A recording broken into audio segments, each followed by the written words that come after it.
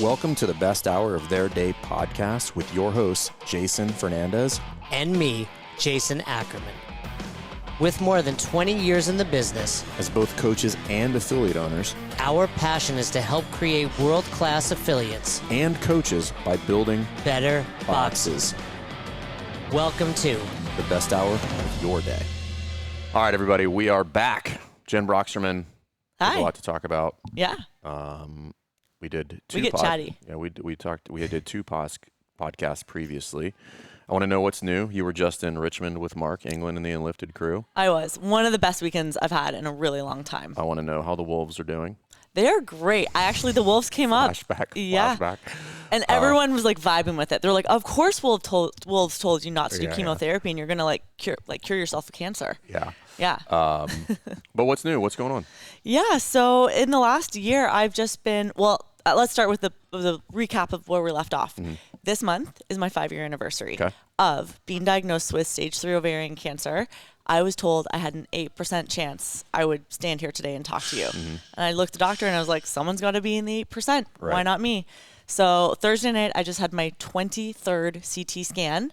Still all clear. That's a lot of CT scans. I know. I have to actually ask them to be like, you can't keep checking me this much. You're probably going to kill me with radiation poisoning. I 5 years, so 23. So that's like almost 5 a year. Yeah, I get 4 a year, and I've had a few emergency ones just to clear some stuff up.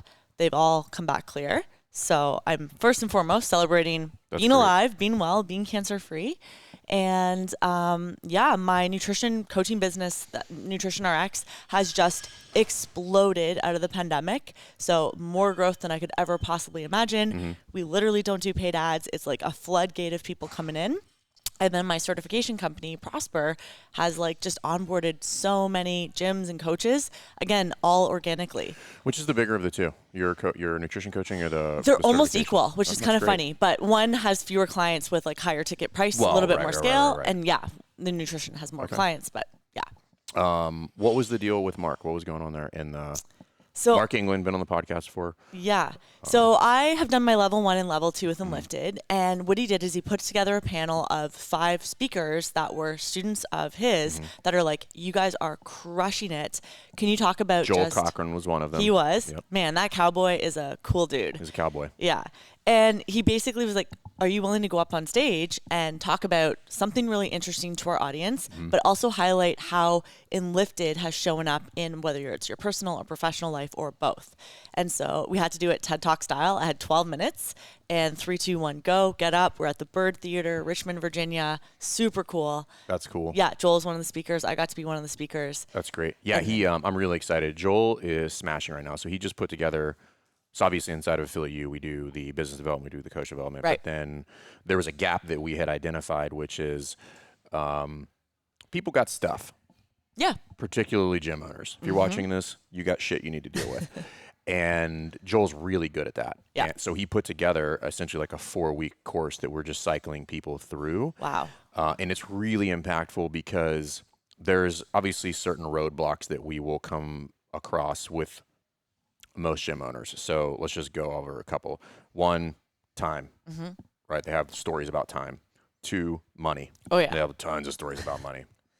3, identity, right? They're not really sure who they are. They don't feel comfortable in their skin. And then 4, leadership, right? Yeah. So those are the 4 big stories that we will have to really navigate. And if we don't navigate them correctly, most gym owners will probably keep self-sabotaging. They'll self-sabotage, or the general pattern is something happens, there's an event that happens, and they'll kind of go off the grid.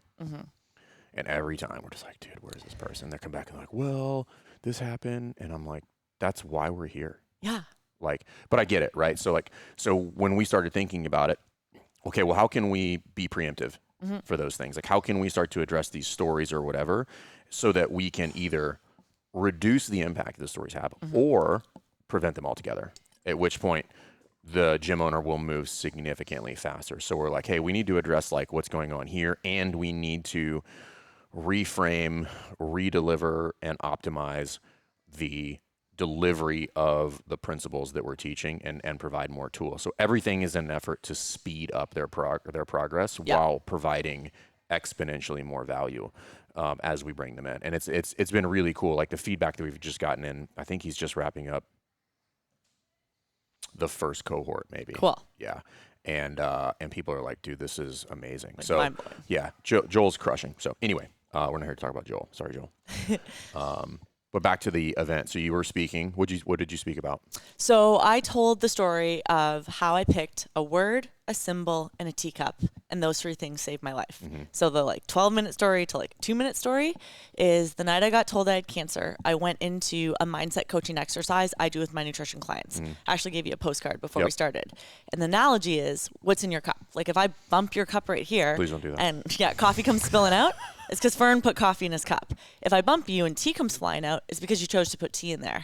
So it's not about getting bumped, because life is going to rattle you. Right. It's what you choose to put in you is what's going to spill out. And so words have a lot of power. Is it, joy and happiness and courage and resiliency and, whatever? Or is it like bitterness and anger and blaming and victim mentality? So the night before my cancer surgery, I sat down and I'm like, what are my words? And my big word was unstoppable. And the subsequent words were like love, courage, fearlessness, resiliency. And I was like, okay, it's going to get bumpy. This is what's going to have to come out of me. And then the symbol. So you want them to come out. You want them to come out. Okay. Yeah. Like in all scenarios, like whether it's an easy time or a hard time, how am I showing up for myself? How am I showing up for other people? That's cool. Yeah. So somebody could be listening to this and they're like, this just sounds like you standing in front of the mirror, just shouting affirmations at yourself, like Stuart Smalley or something like that from Saturday Night Live. But what?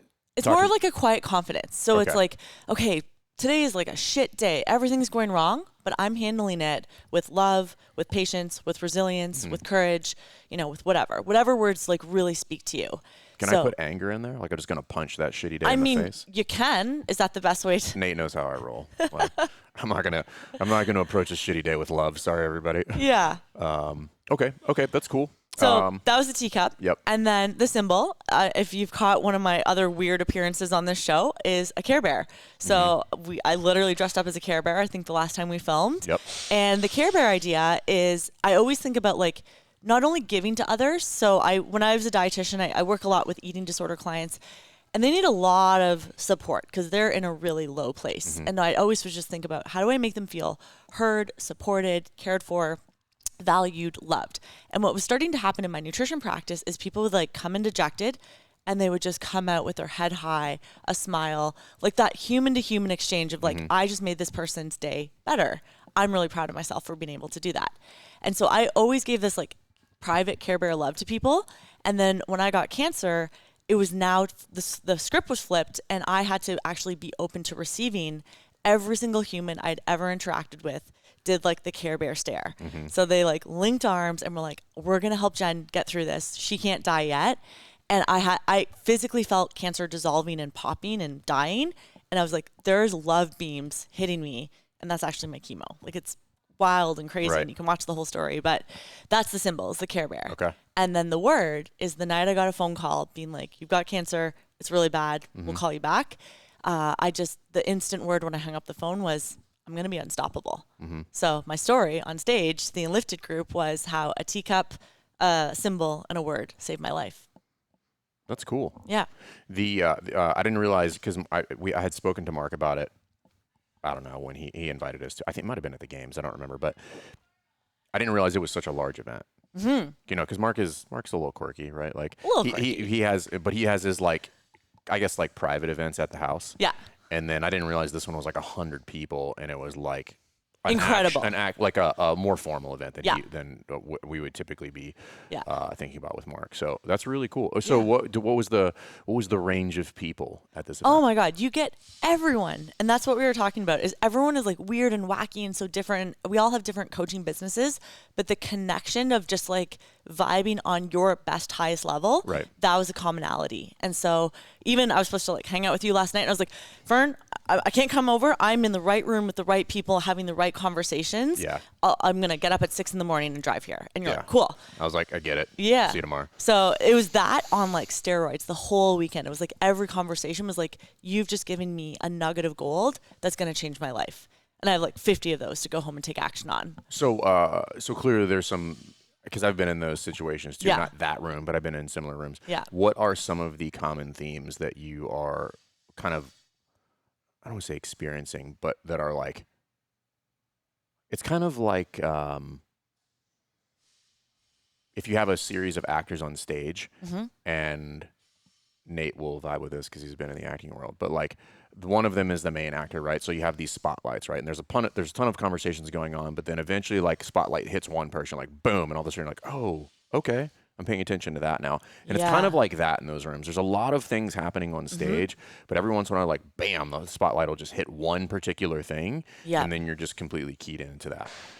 What were some of those things? Oh gosh. So last night we're just like sitting around a campfire, chatting, hanging out, and leverage in all different ways kept coming up. Like, how do we leverage our time? How do we leverage technology? How do we leverage before we hit record? Yeah. How do we leverage code? How do we leverage finances? And all these incredible ideas and all these different levers you can pull where you're like, boop, and it's like, boom. Yeah. And so I'm like, I do this in my business, and they're like, my mind is blown. So like, as an example, I like to give specifics. I was like, I kind of got burnt out on sales calls for a while, and I didn't have a really good replacement for me. So what I did is I just did a one-way voice memo talking to my ideal avatar, going through the pain points, taking them to the heaven, going through the typical objections, going then through the logistics, and then like dropping the price and saying like, here's how to work with us. And so I have some that are like 2 minutes, some that are 4 minutes, some that are 12, like a Chinese menu. I label them, this is like voice memo 1, this is voice memo 2. And then each one is labeled to an avatar. Right. And then I have an admin assistant. And so she knows how to like interpret the emails. And she's like, I'm going to attach a number 4. And so what we do is we name the voice memos like first name, last name, voice memo from Jen with the date. It makes it sound like I got on my phone and was like talking to you personally. Yeah. I guess I'm giving away my secret, guys. It's a I mean, there's a lot of ways to do that. Like we have numerous variations of that setup. Yeah. There's certain points in a communication sequence that I would want to be a real person. Right. There's certain points where it doesn't matter. And then there's certain points when I can, if designed correctly, I can make it automated because it doesn't necessarily need to be personal. Right. But you can make it personal, which makes everything faster. 100%. You got to get a little tech savvy for that. But but the whole point is the leverage thing is really interesting. And I think a lot of people, I know I did, I'll speak for me. I misunderstood leverage. Explain. I didn't really understand. I mean, I understood like the definition of leverage, but in a practical or functional sense with regard to navigating society, I didn't really understand like how do I leverage other people? It's always just like, well, have other people do things for you. It's like, well, that is a form of leverage. Or you can have like a group of people do things for you. Like that is leverage. But where I actually figured out, at least I think the ultimate leverage is knowing when to ask the right person the right question is like the ultimate leverage. So like if you think like what's the most valuable commodity on planet Earth? Number 1 is probably time, which you can leverage other people for time. Yep. Number 2 is probably information. Yeah. When we talk about this all the time, it came up at the mastermind endlessly. We talk about it all the time in Affiliate U. Most people's fears are due to lack of information. Right. So gym owner, you're thinking about like, hey, I'm freaking out at the end of the month because my numbers are going to be down. I'm like, they might be not. But the point is, if I ask you a handful of questions, you probably can't answer them, which is why you're freaked out.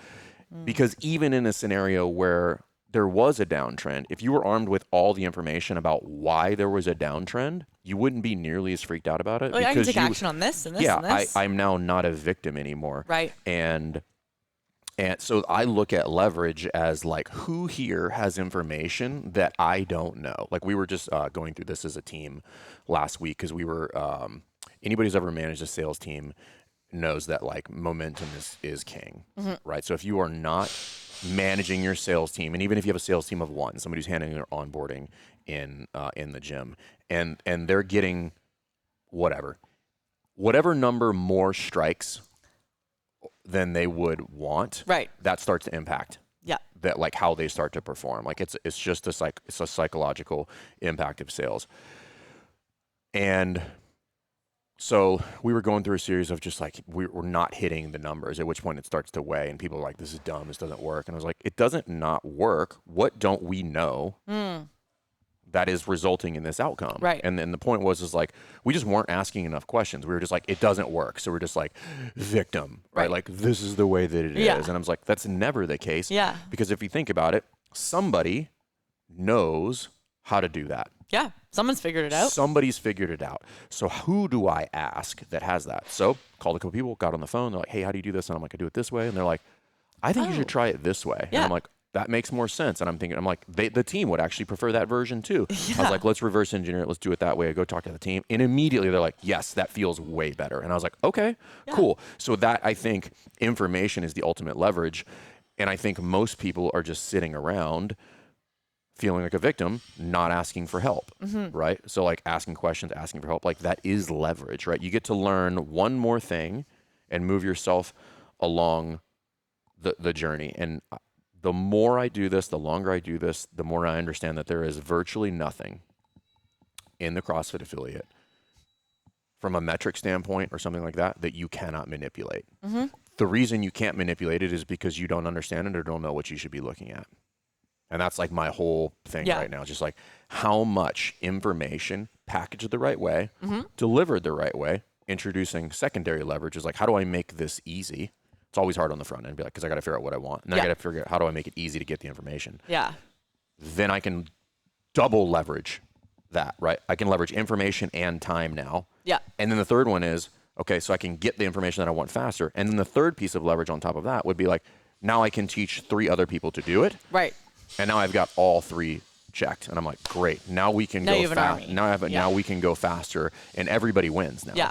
Like the team wins because like they're getting wins. It creates more stability in the business. They make more money. The business gets better. We can reinvest. Like all those things happen, but it all goes back to what piece of information are you not armed with? Because there is an answer to that. Well, the most powerful question we did last night and just super organically came up is we're sitting around in a circle and we're like, tell me one thing in your business that you think you're really clever, that you've figured out that wouldn't be obvious to us.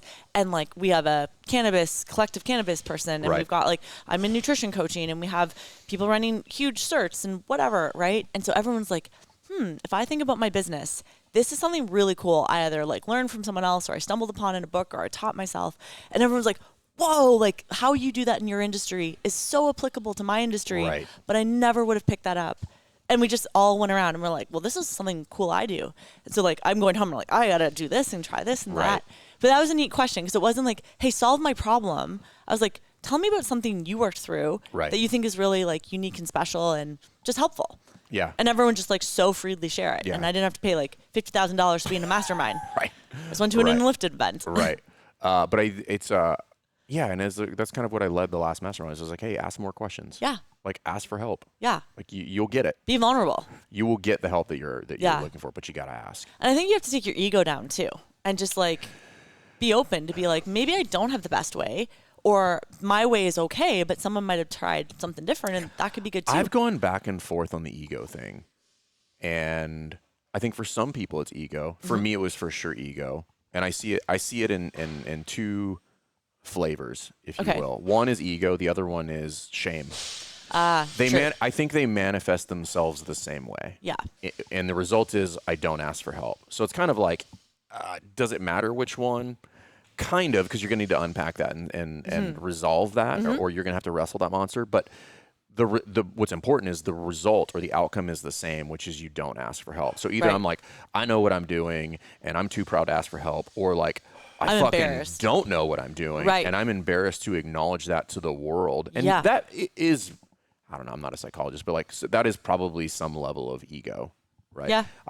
I look at it a little bit differently. So I look at them as ego and shame, and I've had both. And they're both, they're both result in the same silly nonsense, which is, affiliate owners just live that quiet life of desperation. And they're just like, well, I guess this is just my reality, and I'm just going to live this way. When it's like, no, man, it's not at all the way it has to be. Yeah.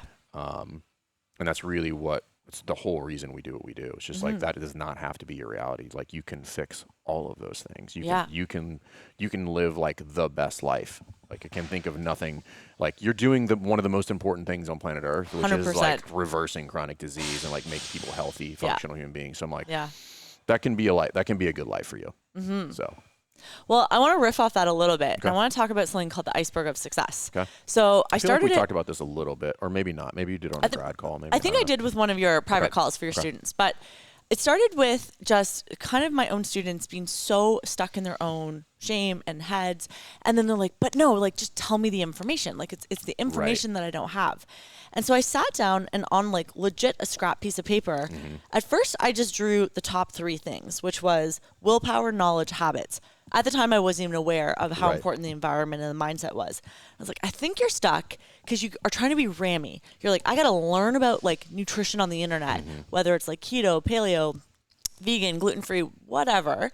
And then you're like, I just have to like have the iron willpower that like I'm going to follow the food rules. Right. And then you fall off because like it's boring, it's not sustainable. But then you go back to the internet and you're like, well, that must have not been the right information. So I'm going to go find the right information. I'm going to like knuckle it. And so I was like, it's really like your automatic habits or like where things are. You want to like it to be like your seatbelt or brushing your teeth, just things that you have muscle memory and you do. And for a year, I only taught the top 3 levels. And I was like, shit, I am missing 2 more really important levers of behavior change. Right. And in fact, I'm going to teach you bottom to top. So the first thing I go into... It's really interesting you're doing this because I'm reading a book that talks a lot about this whole process. Are you? Yeah. Amazing. So the mindset. So we have all those self-sabotaging thoughts. Well, I blew it, so today's over. Or I'm going to start Monday. Or I'm going to start after my vacation's over. Or once things settle down. Or once the holidays are done. Another really slippery mindset that people don't recognize as a self-sabotaging, I deserve it. Like, I worked really hard, or like, I've been really good. And so they're like, they justify the glass of wine, the treat, the takeout, whatever. So I have a lot of clients that like get trapped in the whole I deserve it or the I blew it. But also you can flip mindset to positive self-talk and not like rah, rah in the mirror, but more like, hey, what's the best I can do where I am with what I have? Like I'm on a road trip. What's the best I can do to stay hydrated, to eat well and work out? What's good enough? What's good enough? Right. Totally. Another one I like to use is like better is better, forward is forward, because people often wait till they get the big, hairy, audacious goals. But like, we do this all the time. It's funny you're talking about this. That I have like microcosms of that exact scenario in level 2s. Yeah. When I'm watching an athlete a coach work with an athlete and they're like trying, and then I'm like, is it better than when you started? And they're like, yeah. And I'm like, then take your toys and go home. Yeah. Stop chasing perfect in that singular moment because it's highly unlikely, number one. But you're just wasting time right now. Yeah. Like, move on. You're like, you got what you asked for. And then you kind of got greedy, or you were just ignorant to the fact you're like, you're not going to get that far today. Yeah. All you were going to get was that. So just take it and take move your on. win. Yeah, take your win and move on. 100%. So what's so cool is the first nutrition appointment, I don't talk about food first. I literally go into the thoughts. And then I use a metaphor that's so sticky. And I use this a lot on podcasts, but I'll say it again here because coaches, you can just take this and like run with it. I'm going to ask you some questions about brushing your teeth. Okay. So did you brush your teeth last night? Yes. I did too. Actually, no. Okay, I got that's home perfect. super late and I forgot. That's okay. Perfect. I didn't mean to lie. Sorry. Right? Like, I know that's gross. We've all. I was working level 2. I drove home. Gonna back away got from you. home like 8 dinner, and I was just like, I don't know. I did shower before I got in bed. Yeah. So. Yeah, you had a late travel day. Yeah. So tell me how you're going to react today to not brushing your teeth last night. How are you going to respond? I just do what I always do, which is brush my teeth in the morning. There you go. Did you call yourself names and have that inner bully really rip you down over that? I didn't even cross my mind. Didn't even cross your mind. Are you going to like not brush your teeth all week and be like, well, screw it. If I'm going to be bad, now I guess I'm going to be real bad and get them all fuzzy, and Monday of next week, you're going to fix it? No. Would you call your dentist and squeeze in an appointment today? I should, but I'm not going to. No, absolutely not. That's a huge overreaction. So notice what you did is you brush it off. There's no inner bully. There's no shame, which is interesting that there's no shame in the inner dialogue. And the muscle memory is just go back and do it again. Do the good thing as soon as you can get back on track. The secret though, so the habit is brushing your teeth. The mindset was it's no big deal. I can fix it right away. But I want you to think about your environment with your toothbrush. I would wager $1 million bet that if I was a toothbrush robber, weird career, don't actually do that, and I broke in your house, I would just beeline to your master bath and be like, your toothbrush is either on the counter in some holder or it's in some kind of medicine cabinet. Mine's locked in a safe. Imagine if Chappie went around every night and he grabbed your toothbrush and one day it was in your running shoe. You'd be shocked at the places we'll find that boy's toothbrush. Right, so. It's like Elf on the Shelf. It's just constantly moving around. What is this? Or if you had to make toothpaste from scratch every night, do you think you'd be your level of consistency? I wouldn't even know where to start with toothpaste. Right? Toothpaste. So where most people fail is they don't think about the environment. To me is like train tracks. Every day, if I shape my environment, I pound train tracks into the ground and I put the train on the tracks, the train's going to go where I want it to go. Right. And a lot of people like put the train on the ground and they're like, why isn't the train like going in the direction I want? And I was like, your environment are these invisible tracks that constantly pull you in. So if I have water beside me, I'll drink water through this podcast. If I, have vegetables cut up in your fridge, and I can vouch that you guys have a really good fridge set up, you guys eat really well because you have someone that like helps prepare that. If you're just flying by the seat of your pants and there's no healthy options anywhere, you're not going to be as consistent. Here is what I think is interesting, and this goes back to the book that I'm reading right now, which is, we'll kind of relate this to sales a little bit, but the point is, for anybody that has, because this will be 100% applicable to gym owners. Yeah. So every gym owner has had a scenario in which somebody comes in for a consult, whatever you want to call that sales opportunity when they come in. They're like, I'm interested in starting CrossFit. And where the sale goes sideways is they start to coach, right? So in that scenario that you just outlined, starting to coach would be like, all right, you're going to chop up the food and you're going to put it in here and you're going to do all these things and blah, blah, blah. You're going to go through the details, the knowledge, right? Like, and because when you start to coach, when you should be essentially like selling, and whether you're selling an actual a product or an idea is where there will be a disconnect. Yeah. So you don't sell or you don't teach. Right. You have to have that mindset shift. I have to get you to understand a principle. So in that scenario, the principle would be like, if you craft your environment to do the things you want to do, you will naturally get into that state. At which point they're like, oh, that makes sense. Like, I'll consider doing it now. But it's just like, hey, you need to chop up these food. You need to put it in the refrigerator. You need to make sure that you organize your house this way. Everybody's just like, yeah, I'm not doing that. Yeah. And a perfect example that we also have is, so we have our Bring a Friend Week mini course, which you haven't downloaded, download it. But here's what's interesting. Some huge percentage of people never actually do it. And it's been downloaded like 1,500 times. Wow. It's a lot. Like, so means 1,500 gym owners. Good like, intentions. Or more, or 15% of the CrossFit community like has access to this thing. Right. And it fucking works. Yeah. Okay. Now, why don't they finish it? We made a mistake. Fully acknowledged. We were like, hey, do all of this stuff. And it's a step-by-step process. I mean, it's done for you. Yeah. But the people, and then we started looking at the people that do execute it are the people that understand why we do it that way, simply because they have listened to us speak about it and the why and the how you would do it so many times in the podcast. So they understand the concept and they're just like, this is totally going to work. Right. And then I'm like, here you go. Here's the information Here's the information now. And then they go execute it. And I get 2 to 3 emails a week. They're like, dude, this crushed. We had 18 people come in, 9 of them joined, or I had 50 people come in, 22 of them joined. And a lot of these people are not even our clients. And I'm like, great, good for you, man. Like, that was the point. But that's a perfect example of that, which is like, you rush the knowledge. You rush the knowledge, which is like, hey, I just have to reframe how you think about this. And I have to like change your belief system around it simply by saying like, hey, there is an easy way to get, call it 60 to 90 warm leads in your gym every year that you will have a very, very high likelihood to convert, call it 15 to 40%. That is a real thing that will cost you virtually no money and a minimal amount of time, right? And then would that change your affiliate? The answer is yes. Yeah. And then you're like, okay, now I'll do it, because they understand like what the desired outcome, because mindset, because they have a limiting belief, or they have a false belief that is just like, it's not going to work, right? Like, referrals are garbage.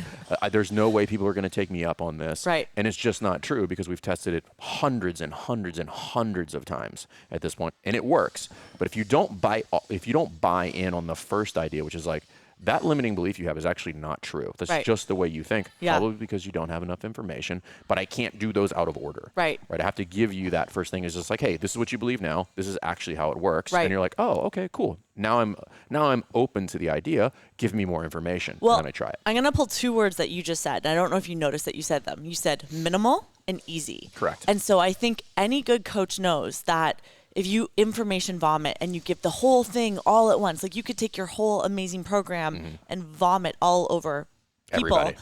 you actually won't help them. They're going to back away like a deer in the headlight and be like, well, I can't take action on this because it's too much. And so I'm sure you guys have done this, and this is what we do in nutrition. You have to chunk it down to the smallest unit of action. And I just think of it like a marble. If I can get a marble rolling, it can turn into a boulder. And then I also, this is my maybe weird style of coaching, I like to leave a sticky metaphor. So I talk a lot in analogies because people remember their analogies. You know who's the best at this in the world? Who's that? Russell Brunson. Oh, yeah. Yeah, for sure. He calls it it's like. When you learn to master the it's like analogies, this is when you can change everything. So anybody that's doing nutrition or like fitness consults, the analogies here. So you're not teaching, right? Right. Be like, it's like this. Da-da-da. And then people are like, oh, that is what it's like. Yeah. Can I drop one here? Please. Okay. So for you coaches, I call this the drawer of death. Most people do not think of their vegetable crisper as a drawer of death. But if we look at it, what happens? We come home with groceries.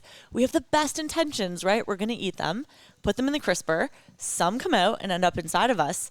And then some rot this slow, slimy, terrible death.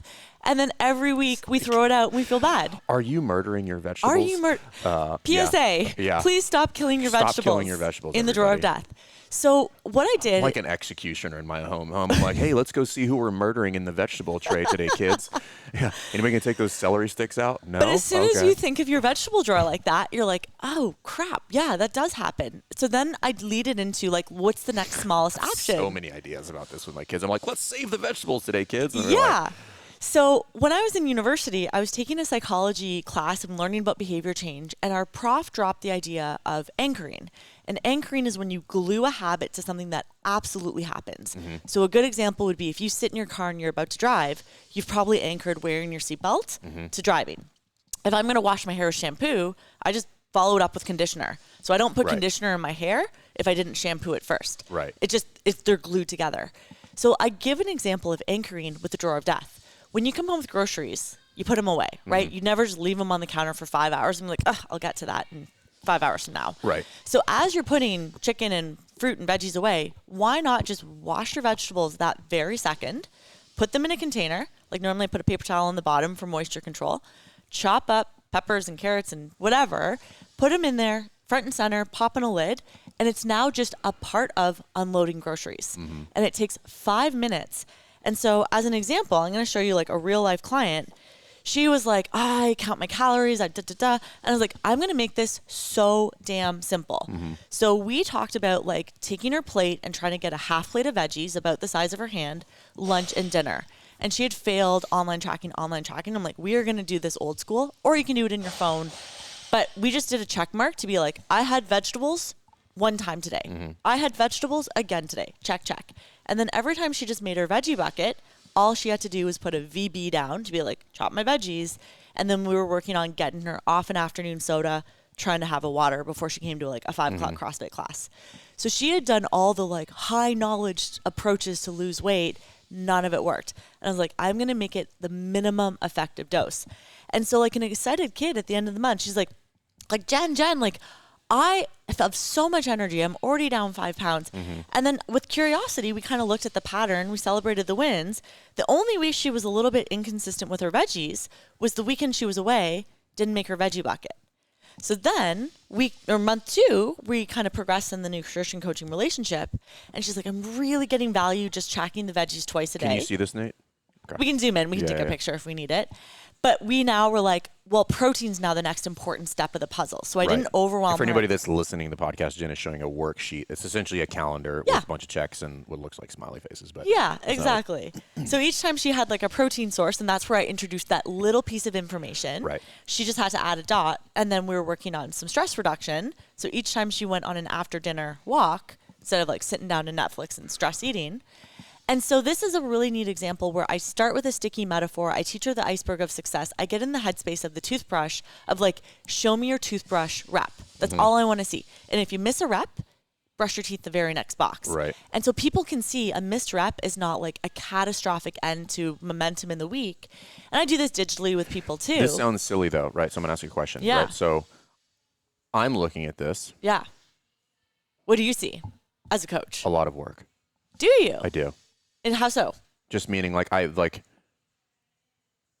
And this is just playing devil's advocate. Yeah, so, and now I understand that this is not where you started. You'd be like, hey, man, have you fill out this worksheet? Yeah. And this is that's immediate. So like, and this goes actually more to your point, which is like the order with which you go through this matters, right? Because you kind of 100%. sold her the idea first, and you're like, and then she's like, yes, I would like to do that. Now let's fill out this worksheet. So choose your own adventure. Right. It starts completely blank, and it might be like, what is one small step forward that would take you 5 minutes or less in your day that you could say yes to? Right. And so that's kind of that like easy minimum effective dose, but I have no like order that I go through the nutrition behavior change. And that I think is different than a lot of coaches, because they're like, on our program in appointment 1, we're going to talk about this, then we're going to go through this topic. So a similar example for gym owners would be know your numbers. Everybody's just like, oh, no, I should know my numbers. But then if you try to have them fill out spreadsheets, everybody freaks out and they end up not doing it. Right. So we have to get them to understand, be like, hey, the reason that you're failing in your business is because you don't understand your numbers. However, I went through that, and then I found out that you can manipulate your business if you know your numbers, and you can drive whatever metric that you want: revenue, retention, Google reviews, coach attendance for their classes. Like all of those things can be manipulated. And when you do those things, you get the outcomes that you want. People are like, oh shit, okay, cool. Mindset first. Right. And then it's just like, okay, well, then the question becomes, okay, well, tell me what I should track. And I'm like, cool, do this. Now, this is where the hang up happens, is because they don't either know where to find that information, and then it's creating the habit to do that. Yeah. So when we have people start doing that, I tell them, I'm like, I don't care if you miss numbers. I don't care. I just want you to input what you can every week. There's that habit. Don't even worry about interpreting it, because it's number one, it's probably inaccurate. Number two, interpretation comes after the habit of consistently tracking something. Accurately getting the information in there. And I said, we'll do this for like 1 to 2 months, maybe.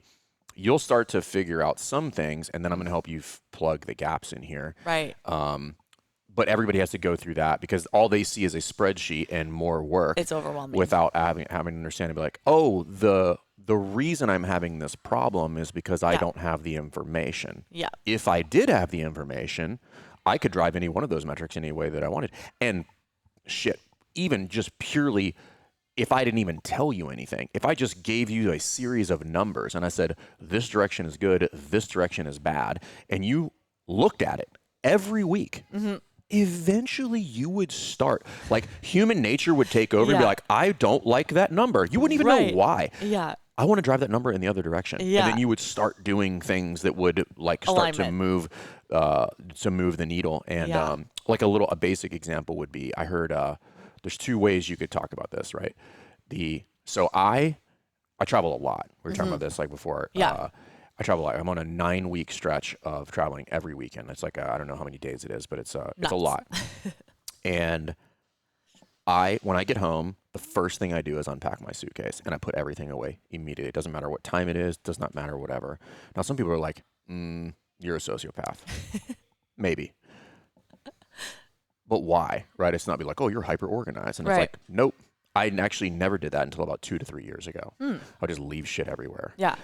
I actually do what you do. The moment I get home, everything gets unpacked. But here's why. So the reason was I was listening to somebody talk, and he said, I travel a lot, and I never want my children to associate suitcases with daddy works a lot. Like when you're home, you're instantly back home and clicked in with your family. Right. But I grew up and I was like, suitcases are like, we're going on a trip. Vacation. Let's go somewhere. And I thinking about that, I was traveling and I was like, I might unintentionally. The messaging, which is subtle and completely kind of subconscious. Right. Like ruin. Right. That opportunity for those kids to look at that and be like, oh, we're going on a trip. Right. But had you told me like, hey, you need to go home and you don't unpack your suitcase because like that's just what like successful people do, I would have never done that. But I was just like, oh, the outcome is this could have a negative impact on my children. And your why is so clear. Why? So I'm like, so clear. So I don't ever want my kids to look at a suitcase and be like, Dad travels a lot. Right. I want them to look at a suitcase and be like, we're going on vacation. Like this is going to be great. This is a good thing. So I have no problem 1 a.m. unpacking my shit, putting it all away. Yeah. And because I know why I'm doing it, because I do travel a lot. Yeah. But that's a perfect example. That's the iceberg, beautifully. Right, have you done them? Giving you the information, you should do it. Exactly. So, and I think it's just, and I'm hoping some of those stories like help people understand like why these things are important. Yeah. But that stuff is really impactful because that is the game that we're in, whether it's nutrition or fitness. Is I'm going to have to shift your belief first. And I think that's such a good point. Like for you coaches, if I were to go back and like admit something that I used to do completely backwards and wrong, I used to try to do like the cheerleading information coaching where it's like, I'm going to get you excited. I'm going to give you all this information, beautiful packages, boom, boom, boom. And you can get people motivated for a very short period of time. And I'd say like the shelf life of that is like 2 to 4, maybe 6 months. And then I was so defeated because I was like, I am this great coach. I'm so smart. I've taken all these certs. I care about my clients. And maybe you're a coach and you can relate. You're like, what am I doing wrong? Why can't I keep people around long term? I'm a good person who cares. And then I was like, because I'm making it about me wanting to give them as much information to help them. I'm not taking any time to ask them questions so they can reflect and explore and understand their deeper whys. And if they understand their whys and I understand their whys, then I can genuinely coach them the right way with the right information at the right time. Yeah. And there's a timing element to doling out that information. But if you blow past the why, you could have the best information in the world and it will fall flat. Yeah, it won't matter. It won't matter. And I love your suitcase story because the why came first. And then the information. The why always has to come first. 100%. And that's where we all make the mistake and we just try to coach everybody. And the reality is like you can only coach or teach after the why. Well, effectively coach or teach after the why. Yeah. Because once they buy in on the why, they're like, now give me the information. Yes. But before I'm ready for it. Right. But before, if you put the why behind the information, what you will be met with is skepticism.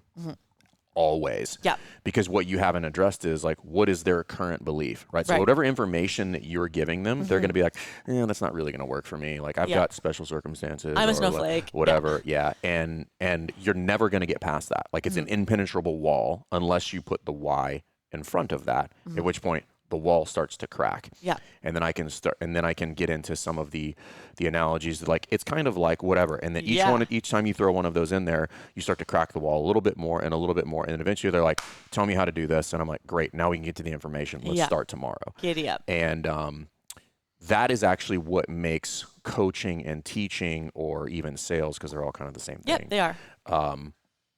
Significantly easier and more importantly, much more fun.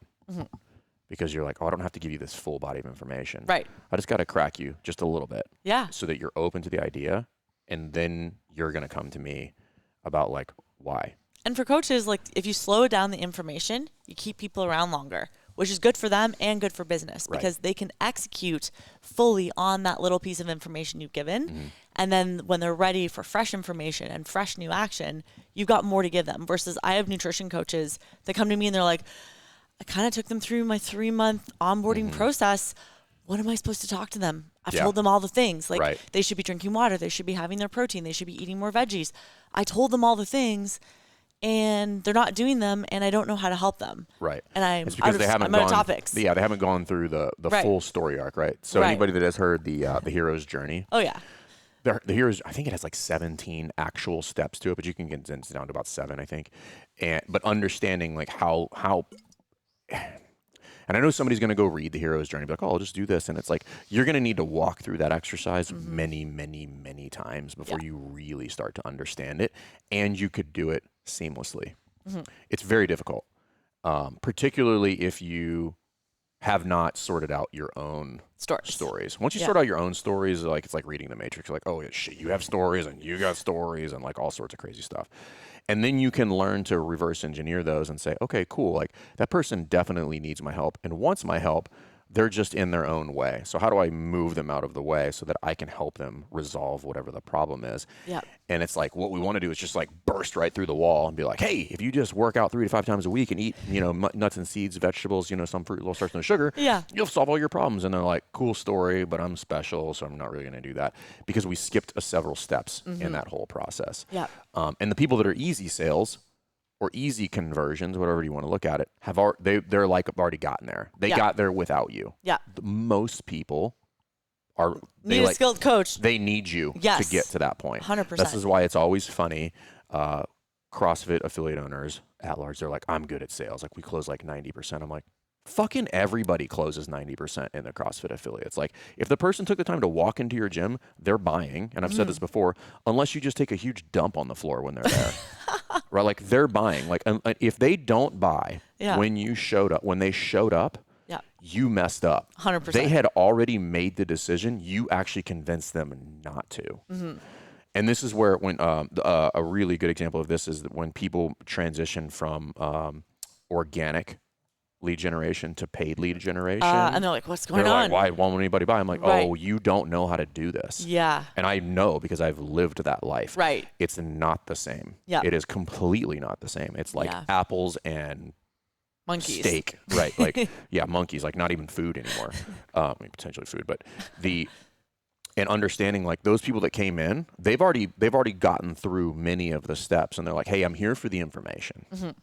Those other people, typically when you get into the paid, were like, they need a change in belief. Yes. So if you just start right at the information, it sucks. Yeah. You're just like, nobody's buying anything. And you're like, why? And I was like, oh, well, going back to it, I was like, I don't know what I'm doing.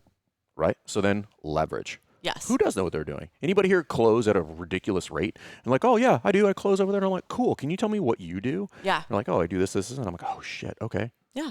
All right, cool. I'll try that, and I'll continue to iterate over time.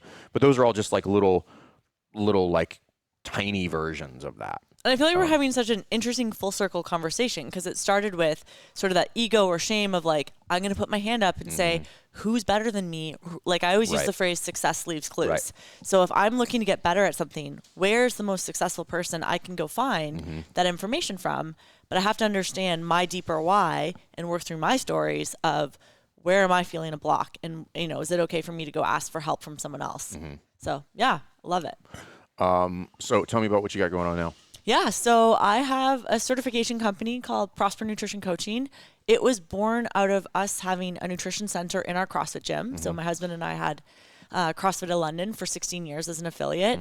And we just accidentally, but now I know the reason behind the accidentally, we're so successful. And then our city just started flocking to our CrossFit gym for nutrition coaching. And that turned into a certification company born out of the pandemic. So in Canada, everything got massively shut down. I hadn't heard. Yeah, right. And like our nutrition program was still like this huge profit center, even though like our fitness component was basically like non-existent. And so I had a bunch of gyms be like, what are you doing for your nutrition? Because we also do nutrition, but we have like 3 to 7 people on the program. Like it's not really a thing.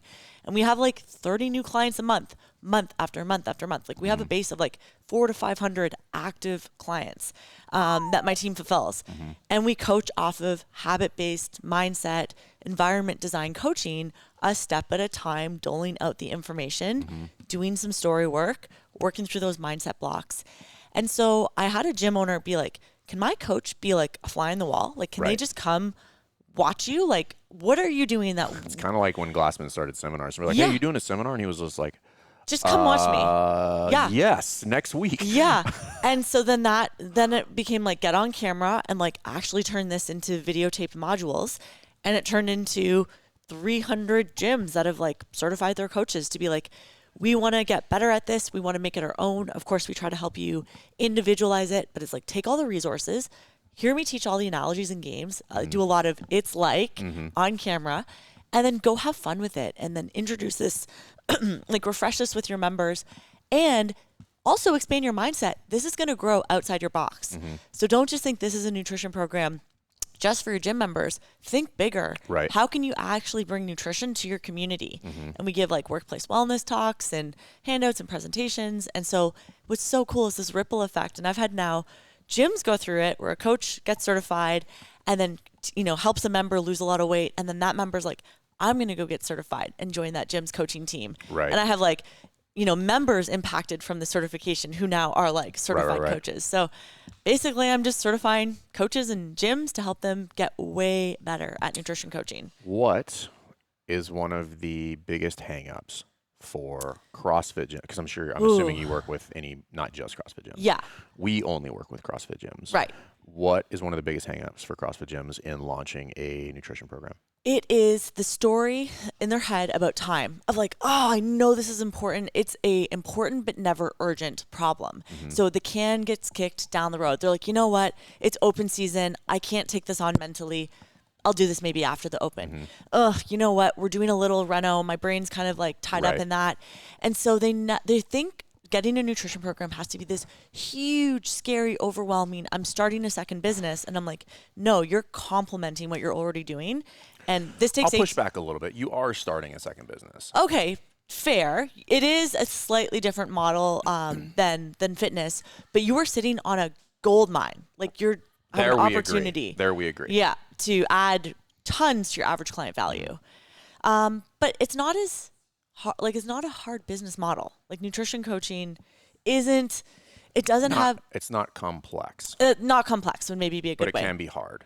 Right. Simple, not easy kind of thing. Yeah. Yeah. Like you don't need to have a ton of technology, a ton of equipment, a ton of space. Like you can have You don't need any of those. You can have this tiny, like you need a computer and an internet connection and like you can get going. And then in terms of like, you don't have to build resources. We have all of that for you. Not sure what to say? We've got tons of modules to like give you talking points. So that's why I guess I say I don't see it as that complicated of a business model. I think you probably think of it that way because you have a level of unconscious competence probably going on in there. Yeah. Like, it's not that hard. Good call out. Yeah. And that's but I would say that's the biggest thing is like the kick the can down the road because they can't get their head around, is it the right time? Just like we have those fitness clients that are like, oh, I should get back into the gym, but like it's just not the right season in my life right now. And it's like there's no better time to start imperfectly than right now. Yeah, and I've had Nicole, who you know, she and I have gone back and forth, and she's like, and I was like, listen, I understand what you're saying. I do think there is a little bit of order of operations, which is if I am, it's kind of like being in a burning house. You're like, hey, you know what you should do is you should really think about how you installed all these these smoke alarms, and it's just like. I get what you're saying, but it'd probably be better if I just had access to a fire extinguisher at this point. Yeah. So it's not like a huge shift, but I do think it is a subtle shift, which is there are certain things that I think need to get organized first, because however simple it might be, it is going to require time, energy, and resources. Yeah. How much is a relative term? My way I like to frame it is like assign a quarter, like pick a quarter in your business year and be like this quarter, not a quarter. No, like Q1, Q2, Q3, Q4, and be like this corner we are going to really tighten up and dominate our nutrition presence. I'm fully on board with that. And if you can think of it as like in 3 months, we're going to give this a really good go and I can get this off this ground or like revitalized if you have something that's like not doing super well. That's usually all it takes is one focus quarter. Right. And you build something out of floundering. I do both of those. I operate now we operate in monthly goals. Focuses? Yeah. Not necessarily focused. It's more project based. Okay. Meaning like, hey, we're gonna do these 3 things this month. Yeah. And kind of like how I started becoming a reader. Or I am a reader now. I was identity shift. I like it. I think I might have told this story in the podcast. Like I this is not a joke. I graduated from the Naval Academy in 2004. I never, ever, ever read a book. Since then? Nope. Until after I graduated. Until my senior year in college. Like I know how to read. Of course. Right? Yes. But I never read a book. Huh. Like never in my life. I never read a book. I might read a couple pages here and there. And then I said, how would I know reading is good. I know being smarter is not a bad thing. Right. How would I read X amount of books a year? Right. I said, I would read 10 pages a day. Yeah. All right, let me try 10 pages a day. So I have been abiding by that rule for probably close to a decade at this point. Awesome. To the point where I wrote a blog about this at our gym, and it's just like I think it was titled "My Wife Bought Me a Bookshelf." Oh. And that was part of the identity shift. Yeah. Because readers have books on bookshelves. Right. Well, I had so many books. Yeah. She was like, you need a bookshelf, bro. Yeah. Like, you got to put all this shit. You can't just stack them up on the floor. It's just like, you're not in college anymore. You're like, get your mattress off the floor. Yeah, exactly. Aren't wives great? Yeah. So she bought me a bookshelf, and I was like, oh, I'm a reader. Yeah. I read a lot of books. People are like, Yeah. you read all these books? I'm like, every one of them. Yeah. You know, and so it's like, how do you start to make those subtle shifts? And it's like, well, you do them like little tiny steps at a time. Minimum effective dose. Yeah, like minimum the effective dose. Action step. So it's kind of like that, where it's just like you have to. What's the outcome that I'd be looking for, and what would be the minimum effective dose that I could start executing on?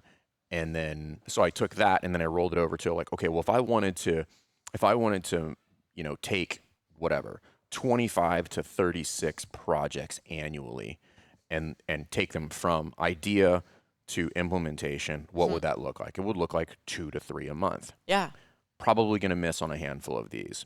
Who cares? That's okay. So if I hit 30, I'm like, okay, well, I'm 30 projects further down the road than I was last year. Better's better. Forward's forward. Better's better. Yeah. And it's been really helpful. And then I also looped into some accountability. So I brief the team on all of those projects every month. Cool. So if I don't get a project complete, I have to tell the team, I'm like, we got to push this project over a month. Right. And we'll roll it into the next month. And there might be, what are we in, October now? Yeah. Yeah. So I can think of maybe like 3 or 4 that I've had to push maybe either once or twice. It's not too bad. No. And it's a little annoying, but I'm like, I will get there. Yeah. There's been one that's been like fucking hanging on me. And I just got part of it back today. And I was like, yes. I'm like, this is the shit. But going back to numbers. Yeah. And leverage, actually. Yeah. But that was a big one. But I don't worry about it. It's kind of like the toothbrush. The toothbrush, thing, which is like, hey, we didn't get to it. Great. I'll keep plugging away at it. Plugging away. We'll get it in next month. It's not like I failed. I'm such a Right. bad person. I suck as a business owner. Right. Like the So- bully's just not there. Yeah. So you know, it's I do that in a lot of different ways now, and because the goal is like I want to have a better gym at the end of this year than I did at the end of last year. Yeah. And that doesn't always mean more members or revenue, if that makes sense. It totally does. Like Because it's a higher quality business every year. or just easier, right? Yeah. Like, so what if you had, let's just make numbers up. If you had a gym that ran $40,000 a month that required, I don't know, 15 hours of your, 25 hours a week of your time, and you made, I don't know, $6,500 a month. Okay. What if you got to the next year, still have a gym that runs $40,000 a month, and it now requires 5 hours of your time a week? I'm like, that's a better business. That's a better business. It's a better business, even though if you look just at the numbers, Right. you'd be like, it's the same. And I'm Right. like, it's not the at same. all the same. Yeah. It's not at all the same. It's like you do Fran at 3 minutes, Yeah. and you're like, that fucking hurt. Yeah. But I can do it at 3:30. Right. I'm like, that doesn't really feel that bad. And I'm Right. like, you're fitter. That's yeah. I can walk. I can say my name at Yeah. at the end of that. And like, there's a difference there. And sometimes affiliate owners come in and all they look at is like higher, more, better. And I'm Yeah. like, sometimes the answer is easier. Like, do the same amount that you're doing right now, but it should be easy. Yeah. Once you do that, now let's talk about more. Because Yeah. a lot of people just go more and then their systems more, break. right? And their systems break. Yeah. So it goes more, easier, better, more, right? And you just keep iterating on that. Yeah. And right now, when I consider us to be in a phase of easier, like how do we make things easier? Yeah. Because then I for sure want to do more. Right. But you got to do easier first, and easier is both for me, but then easier is also for the team too. Like, how do I make their lives easier? Because Right. it can't just be me. Right. And we talk Winning about this and crushing your team. with the three kind of stakeholders in the affiliate, and a lot of gym owners are like, well, my life's easy. I'm like, yeah, but your staff wants to run in traffic right now. Yeah. And so I think there's multiple variations of that, but that's the game. You know, It's a fun game. it can be. It can also be devastating if you don't know how to ask the right questions. Yeah. If you don't understand how to leverage other people, Right. whether that's just asking some questions, whether that's reaching out to somebody like us to help you or Jen Yeah. to help you with your business, but you're gonna have to. Here's the funny part: you're gonna have to get help at some point. 100%. It's inevitable. You can't do it by yourself. Like if you were to canvass every single person that runs a successful business, I guarantee you that high 99+% of them went out and asked somebody for help, and they're like, "Hey, can you help me improve this?" Like Yeah. whether they paid for it or not, kind of doesn't matter. Right. But they for sure did that. You're speeding up the stupid tax because we're all stupid and we don't know what the heck we're doing running our businesses. Alex Ramirez calls it the ignorance tax. Yeah. It's like you're paying that whether you like it or not. So like, how about you stop paying it? You can pay with money, you can pay with time, you can pay with effort. Right. Yeah. So it's like, I would prefer not to pay that ignorance tax. Yeah. It's the same thing. And I think we've covered quite a few things in here that would help people with that. And hopefully you guys are less ignorant than you were when we started this podcast. I know I am. At least you think of your vegetable drawer differently. Yeah, stop murdering your vegetables, yeah. everybody. PSA. Yeah. Please. Murderers. Anything else? What else you got going on? Yeah, I'm on a really sort of fun sabbatical at the moment. So I'm doing the high level, like 5-hour a week stuff to keep my companies going. Got it. I've totally prepped my team with systems and executive assistants so that like the machine works without me there, which was something I wanted to like stress test. And the 3 things I'm doing is I'm resting, I'm playing, and I'm connecting. Okay. So I am getting lots of sleep. I went to like motorcycle race school. That was rad. What kind of motorcycles? Like street? Yeah. Or, no, like or on a track. Like no street. Okay, yeah, like okay. like street Crotch bikes. rocket. Yeah, exactly. Okay. Do you own a motorcycle? I do. What kind of motorcycle? I have a BMW something or other. Oh, like a long, not a like a cross country. Yeah, exactly. Yeah, okay. Yeah, so I taught myself after I got cancer because I wanted to go to Tofino and go surfing and ride motorcycles all over British Columbia. So I set a goal, I learned it, did it. And my favorite word is yet. So whenever I have an obstacle or any of you guys have an obstacle, I'm like, I don't know how to do that yet. Yeah. And then it's like, who can teach me? Where's the information? Right. And just is a game, like life is a bunch of games of like, I can't do that yet. Yeah. And then you're figuring out how to go do that. So right now I am just on this like 6 months of play and rest and connection. So I'm prioritizing dinner parties and driving all over the country to meet cool people and have cool conversations in interesting rooms. That's cool. And just like, it's very, like, I'm very like type A and planned and organized. Yeah. And I still am, but this is just like kind of trust in the moment. Yeah, you are. I am. I own it like 100%. Like if there's like the bell curve, I'm like, the 0.0001% of like da-da-da-da-da. Yeah, Jen, she's like, hey, I need to book that so I can book that travel. And I'm like, oh, she's like, hey, I'm coming to your house. Yeah. I'm like, okay. The 9th. Okay. Yeah. That's cool. Yeah, play, connection, rest. It's going cool. really well. How far into that 6 months are you? I'm right at the halfway part, just a smidge over. Okay. And in reality, because I'm still working a bit more in this time period that I didn't want to, guess what? When you're an entrepreneur, you're like the king or queen of your own universe. I was like, I'm the boss.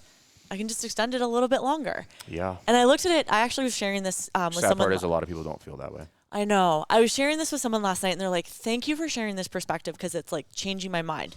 And the way I looked at it is I was like, Jen the employee and Jen the boss. Jen the employee is a rock star. Like, I get up early. I put in the work. I do my stuff on time.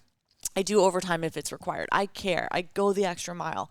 I've given my companies so much overtime and like my very best effort. Like, I am the gold star employee. Jen the boss needs to recognize that Jen the employee has worked her ass off. Right. And you know what Jen the employee needs? Play, rest, connection. So Jen the boss was like, Jen, you go take some time for yourself to play, to rest, to connect. And Jen the employee is like, I think I need a little bit more than 6 months. Yeah, I'm going to give myself that. That's cool. And I've never ever like had that kind of like boss employee relationship in my brain.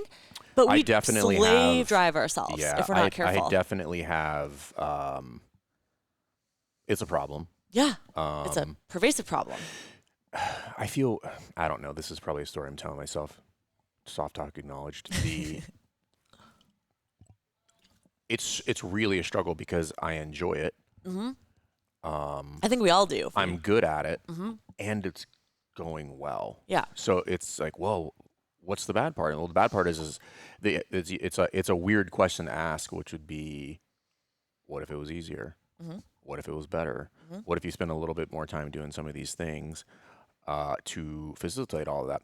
So I for sure have kind of like a how would I describe it? Not an end state, but they're like, hey, there's some boxes that I want to check. Yeah. And then when I check those boxes, then I'm gonna shed some weight. Just make sure it's not a like, and I'm not trying to be your therapist or anything, but like, when I achieve this, then I'm allowed to. It's not that. It's just it's part of an overarching Like you're driven. You're on a mission. Driven, but it's also there's a little bit of ego in there, which I'm okay with. I think it's a healthy amount of ego because I understand. I know what the outcome is going to be. And I'm also okay with it not working out in that time frame because I've walked through that scenario too where like none of these things may align, at which point are you okay with that? Sure. Yeah. I'm still going to try to get them. Yeah. But I'm also okay if they don't pan out. Yeah. But I just want to check those boxes and I'm sure I'll choose something else after that. But I'm hyper aware that I'm like, hey, you're going to want to and need to kind of readjust this at some point and then move into a different phase. And the only reason I'm charging towards those boxes to check is I believe that in order to go to the next phase, those are some of the wickets that I would need to check in order to get more knowledge, in order to share it later. Right. So my whole goal is like, hey, you're going to do these things so that you can then share that from a very, very specific vantage point. Right. So I look at it that way, which is like that's for me is what winning looks like. When I have this and I can speak to you on all the way down from 30,000 foot all the way into the weeds, and because I want to share that. And as you get there, I'm obviously sharing a lot of it en route, but at some point I recognize, dude, you don't need to prove anything to anybody. Yeah. Like you did the thing. You've done the thing. You've done the thing, right? Yeah. Now just go share it. And I think everybody probably goes through a certain phase of that. And I think I was listening to Kobe Bryant talk. Listened to an old talk he had about this recently, but you see it in professional athletes. They chase and they chase and they chase and they chase and they chase. And eventually they come to grips with like, this is now who I am. Yeah. I am a winner. Yeah. And I don't think a lot of people poo-poo on that. And I think it's complete horse shit. It's an awesome mindset. Winning is fun. It's a lot more fun than sucking and losing. It's so fun. Yeah. And it's also hard. And I think learning to enjoy the hard work that then results in winning is a totally healthy habit to have. The challenge becomes when people just are never capable of enjoying the win. Well, right now, that's my metaphor. Is like I have been climbing a mountain and I have mastered some really tough mountains. I'm just enjoying the view. Giving myself 6 months or 7 months or 8 months, whatever it's going to be. Having a lot of play and fun at this mountain. And I'm like, there's my next summit. I can't wait to go up that one next. Yeah. And I think sometimes we don't like just stop and enjoy the view that we've worked so hard for. I think you should cautiously future pace yourself in those scenarios. And I think I believe I am doing that with regard to like, okay, here's what I want to do. And I know how I'm going to feel when I get there. I've already looked at it. I've already like envisioned it. I'm like, that's how that's going to work. And I'm going to be super happy with that. And then I'm going to make that transition. And if it doesn't happen, I'll be fine too. Yeah. It's okay. Just like from a gym owner standpoint, like, hey, I'll get this. I'm like, yeah, but what if you get real close, man? Like just, and then being okay with that too. So, yeah, I mean, I think everybody goes through that as a gym owner. Yeah. Like you're like, I want to be this or I want to be that. And it's just like, why? Why do you want to do that? Do you want to do that just because you want to be recognized as that? Right. And I think, and for a long time, that was me. I was like, I want to be recognized as this. And I'm like, oh, that's not really why I wanted to do it. Right. I wanted to achieve those things so that I could share all that information because I'm really passionate about this community. And I'm like, I want other people to win. Yeah.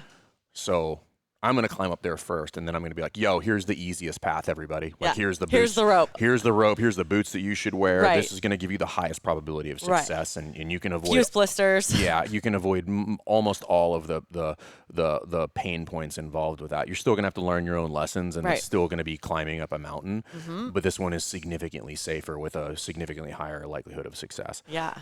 And that's why I do it. That's awesome. So anyway, cool. If you guys want to check out Jen, Prosper Nutrition Coaching, you might catch her driving around the country on a motorcycle. Who knows? Well, I'm going to get into dirt biking next. Yeah, or murdering her vegetables. We don't know. Anything else you want to share? Yeah, just thanks for tuning in, guys. I've loved coming on the show. If you want a little bit, I've obviously hinted I've had a pretty serious cancer diagnosis in my 30s. There's a couple episodes where I came on with you guys in a Care Bear suit and told the whole long, crazy story. It involved some wolves telling me not to do chemo. And I am so pumped to be celebrating 5 years cancer-free this month. Congrats on that. Which is so rad. Yeah. Yeah, cool. Thank you. Yeah, absolutely. As always, guys, thanks for tuning in. If you guys need help with your nutrition coaching, Jen is a great option. If you guys have questions about running a better affiliate, we have a little thing called Affiliate University. Reach out. No obligation there, but we would love to help you. So outside of that, we'll see you guys next time. Thanks for checking out this episode of the Best Hour of Their Day podcast. We appreciate you listening and choosing to have us help you in your passion for coaching and affiliate ownership. You can find more episodes just like this on all podcast platforms. If you're interested in learning more, you can reach out to us on any social media platforms, or you can visit www.besthouroftheirday.com to book a call. If you found this episode helpful for you, please share it so that we can help other coaches and affiliate owners to help build a bigger and stronger CrossFit community. Thanks for listening.